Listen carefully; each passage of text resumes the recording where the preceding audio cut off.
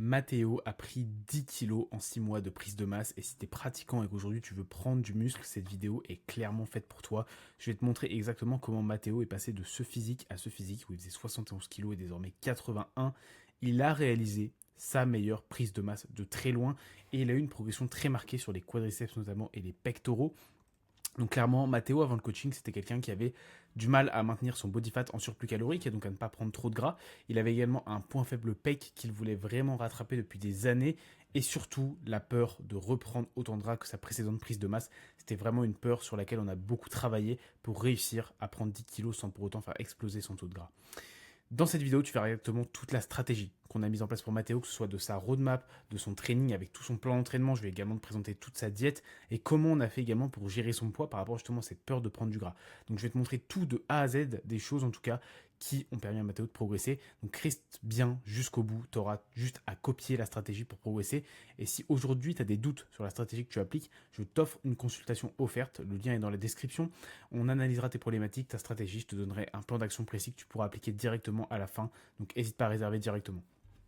En ce qui concerne la roadmap de Matteo, première étape, donc on est parti de son physique de base où Matteo était assez sec, il sortait d'une sèche assez marquée, en tout cas il avait perdu 12 ou 13 kilos, et il arrivait du coup à 71 à la fin, on avait un physique donc vraiment bien dégagé, parfait pour démarrer une prise de masse.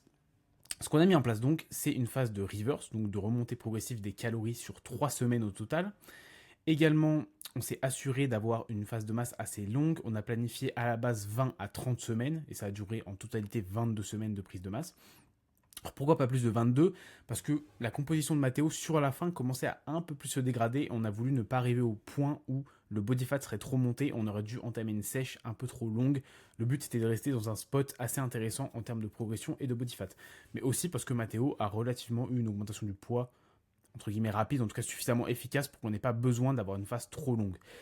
Et ces progrès ont surtout été assez importants. Donc voici l'évolution de son poids durant toute cette phase. Donc au début 72, on est redescendu dans les 71 un petit peu sur la phase de reverse. Et ensuite tranquillement, la montée, vous voyez 73, 74, 15, 16, 17, 18, 79. Et sur la fin, on a eu une petite montée sur certaines semaines de plus 1 kg. Là, par exemple de 76 à 79 quasiment en 3-4 semaines. Et à la fin 81 kg, dernier poids de Matteo avec un physique absolument qui n'avait plus rien à voir en termes de masse musculaire. Donc vous voyez, ça fait à peu près 6 mois au total, presque une trentaine de semaines avec la reverse. Donc c'est largement faisable aussi pour toi si tu regardes cette vidéo. En ce qui concerne le plan d'entraînement, ça a été une des priorités. Donc d'abord, j'ai fait une analyse vraiment des points forts et points faibles de Matteo. Et surtout, je me suis concerté avec lui sur les priorités qu'il voulait mettre aussi en place. Parce qu'il avait certains groupes musculaires qui étaient des points forts quasiment, hein, comme les bras par exemple, les biceps en particulier, sur lesquels on a quand même gardé un bon volume parce qu'il ne voulait pas non plus les laisser à l'abandon. Bon, il avait quand même envie d'avoir suffisamment de bras, mais par exemple, il n'avait pas forcément envie de développer ses mollets ou particulièrement ses fessiers. Donc j'ai pris tout ça en compte. Les principaux points faibles qu'on a mis en priorité, c'était clairement les pecs, les quadriceps et les abdos. Donc abdos cas un petit peu à part, au contraire des pecs et des quadriceps, on a vraiment mis un volume assez haut. Et on a mis un peu moins de focus sur les ischios, sur le grand dorsal et les fessiers, tout simplement par préférence de Matteo. Donc les trainings, le plan d'entraînement qu'on a mis en place, c'est un push-pull legs, push-B pull legs. Donc pull legs qu'on pourrait appeler séance densité d'une certaine façon, donc histoire d'avoir une fréquence x2 sur chaque groupe musculaire, mais quand même avoir deux séances push qui permettent d'avoir vraiment un accent marqué sur les pectoraux et avoir deux fois les legs, donc où les quadriceps revenaient bien ici aussi, et vu que le dos était moins un focus, le fait de le mettre sur une séance legs était assez cohérent. Le volume par muscle qu'on a mis en place a été du coup, comme j'ai dit, assez haut au niveau des pecs et des quads. On a quand même 15 séries au niveau des quads, 13 séries au niveau des pecs. En général, 10 à 20 séries sur un point faible, c'est largement suffisant pour progresser. Au-delà de 20 séries, ça peut être un peu compliqué. En dessous de 10, ça peut être trop peu éventuellement. On a quand même un bon volume au niveau du haut du dos, 8 séries au niveau du deltoïde moyen, 6 séries au niveau des abdos. Vous voyez peu de séries du coup pour le direct, pour le bas du corps. Enfin, en tout cas, hors quadriceps, hors ischio, puisqu'on avait comme 9 séries. Donc voilà, on a fait vraiment des choix à ce niveau-là. Biceps 7 séries, par exemple, seulement 4 pour les triceps. Nous traquons également ces performances via un logbook, extrêmement important, faites-le si vous voulez prendre du muscle, traquez vos performances, je vous en supplie. C'est pas juste la montée des calories qui va vous faire prendre du muscle. Donc, ce qu'on a mis en place, c'est vraiment un tracking poussé et Matteo a eu des performances qui ont vraiment explosé. Comme vous voyez, ces messages qu'il m'envoyait régulièrement, 6 plaques par côté à la presse Hammer, avec une exécution excellente, je tiens à préciser, 5 plaques par côté au hack squat également, donc Matteo est devenu extrêmement fort, pareil, je ne l'ai pas mis, mais sur la chest press qu'il avait, il est monté à plus de 5 plaques, beaucoup de force, très bonne technique, plus de masse musculaire, très simple. Donc vraiment, Si aujourd'hui tu as du mal à prendre du muscle et que tu ne traques pas tes performances, tu tires une balle dans le pied, je te conseille vraiment de mettre ça en place et de ne pas attendre dès la fin de cette vidéo, traque tes performances. Et pareil pour la diète. Si tu ne traques pas tes calories, tu te tires aussi une balle dans le pied. Parce qu'en traquant les calories de Mathéo, ça m'a tout simplement permis de savoir à quel moment vraiment faire tel changement. On n'a pas eu beaucoup d'augmentation des calories. Oui, on est parti sur la reverse. Alors, il a fini sa sèche à 1800 calories. On est parti sur 2300 en début de reverse, 2500 ensuite. Augmentation au début de prise de masse à 2700. Et une fois qu'on était à 2700, on n'a pas eu besoin de faire beaucoup d'augmentation car Mathéo avait un poids qui montait bien. Il avait une dépense plutôt basse sur cette période d'ailleurs, parce qu'il sortait d'une sèche où il avait une dépense très haute. Il est monté à plus de 20 000 pas par jour en moyenne. Et là, on était plus sur une moyenne autour des 5 à 8 000 selon les semaines, sachant que Mathéo a déménagé, qu'il avait un nouvel emploi du temps, un nouveau travail. Donc il y avait pas mal de nouvelles habitudes à mettre en place. Vous voyez, quand on est arrivé à 2800, on est resté très longtemps à 2800. On a passé quasiment presque la moitié de la phase à 2800 et on a fait un dernier pic à 2900, ce qui nous a permis d'avoir vraiment 400 grammes de glucides, maximiser un petit peu la fin de la prise de masse et pas forcément trop pousser ensuite. Nous avons utilisé donc des macros et non un mille plan par préférence de Mathéo aussi. C'est quelque chose pour moi qui est important et je pense que c'est aussi important pour toi si tu ne sais pas comment faire ta diète, c'est d'avoir quelque chose qui te convient selon la phase dans laquelle tu es. Par exemple, Mathéo préfère avoir un mille plan en sèche. Tout simplement parce que c'est plus pratique, il n'a pas à se poser de questions, et vu que les calories sont plus basses, sa faim pourrait lui donner envie de manger plus, là où en utilisant des macros en prise de masse, vous avez quand même plus de flexibilité.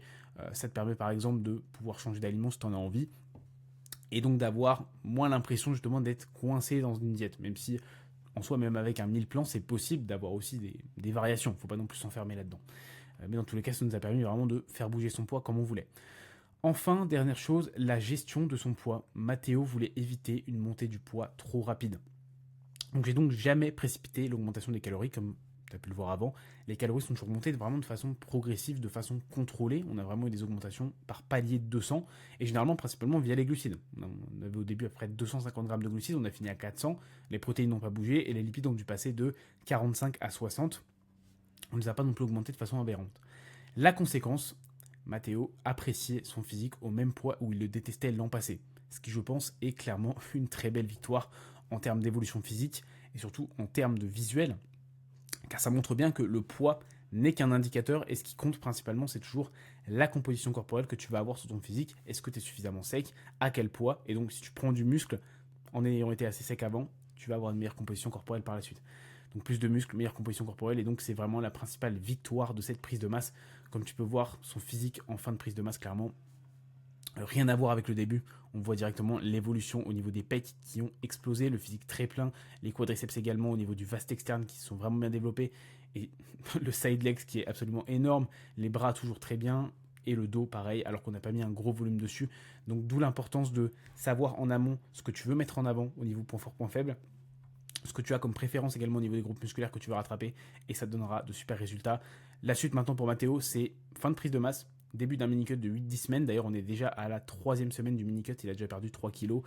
Donc une vidéo sortira peut-être bientôt pour montrer la vitesse à laquelle tu peux perdre du gras si tu as un plan adapté. Et si aujourd'hui tu as un plan adapté, voici les résultats qui sont possibles, des résultats que j'ai eu avec d'autres de mes clients comme Romain, Baptiste, Antoine, Louis, encore Dany, qui sont eu des objectifs en tout cas au niveau de prise de muscle, perte de gras, donc perte de gras pour Romain, pour Louis, encore Dany, prise de muscle pour Antoine et Baptiste. Donc si jamais tu veux qu'on en discute, si aujourd'hui tu as des difficultés par rapport à ton plan, par rapport à ton évolution, tu as une consultation offerte en description. Je ferai une analyse de ton plan actuel, que ce soit entraînement, diète, je te donnerai un plan d'action précis, donc une roadmap adaptée à toi, donc savoir par où tu devras passer pour atteindre ton objectif d'ici par exemple 6 mois. Donc si jamais tu veux qu'on en discute, le lien est dans la description, n'hésite pas à réserver, c'est un lien Calendly, tu prends la date que tu veux, et on a une discussion d'une demi-heure tranquillement autour de ça. Je te remercie donc pour avoir regardé cette vidéo et n'hésite pas à t'abonner bien sûr si jamais les vidéos te plaisent et tu veux suivre le contenu qui arrive. Tu peux également me suivre sur Instagram, le lien est dans la description, où je poste régulièrement du contenu avec de la valeur ajoutée sous format plutôt court. Donc merci, on se dit à très vite.